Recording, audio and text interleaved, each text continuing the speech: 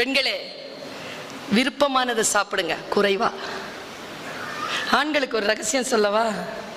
உங்க வீட்டில் ஒரு பொண்ணு ரொம்ப ஸ்ட்ரெஸ்ஸா இருக்கான்னு தெரிஞ்சுக்கணுமா? 2 வேலை செய்வா.